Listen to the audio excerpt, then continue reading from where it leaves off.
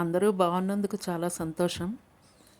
నేను ఇప్పటి నుంచి నా వీడియోస్తో పాటు ఒక మంచి మాటను కూడా చెప్పబోతున్నాను. ముందుగా నేను ఈ వీడియోలో చాలా పాతకాలం నాటి రాగి తోపను షేర్ చేస్తున్నాను. వాటర్ని బాగా బాయిల్ చేసుకుని దానిలో రాగి పిండిని వేసి బాగా ఉడికించుకోవాలి.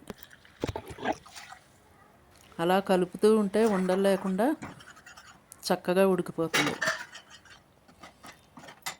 ఆ ఉడికిన దాంట్లో మనం చక్కగా బెల్లం పాకం వేసి బాగా కలుపుకోవాలి. ఒకవేళ బెల్లం పాకం రెడీగా లేకపోతే డైరెక్ట్గా బెల్లం కూడా వేసుకోవచ్చు.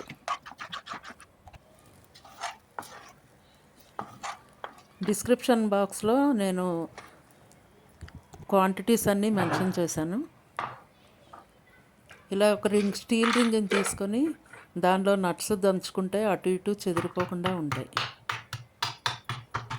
నేను చెప్పబోయే మంచి మాట ఏంటంటే, ప్రతి కుటుంబంలోనూ భార్యాభర్తల మధ్య రెస్పెక్ట్, వాల్యూ అనేది చాలా ఇంపార్టెంట్. అంటే గౌరవం, విలువ ఈ రెండు ఉన్నప్పుడు ఆ రిలేషన్షిప్ చాలా స్ట్రాంగ్గా ఉంటుంది.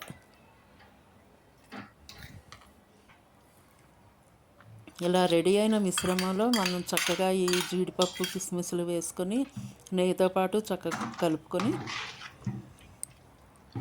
ఒక స్టీల్ ప్లేట్కి చక్కగా నెయ్యి రాసి దాని మీద ఈ స్టీల్ రింగ్కి కూడా నెయ్యి రాసి నెయ్యి అప్లై చేసి చక్కగా ఇందులో సెట్ చేసుకోవాలి.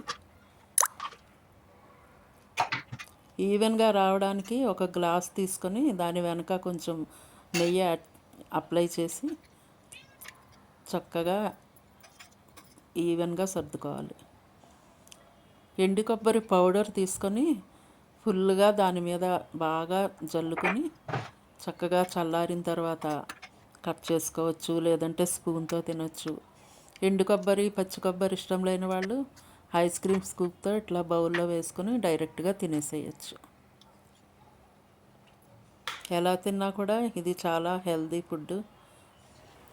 మన ఆరోగ్యం మనమే కదండి చూసుకోవాలి. ఇంట్రెస్ట్ ఉన్నవారు ట్రై చేయండి.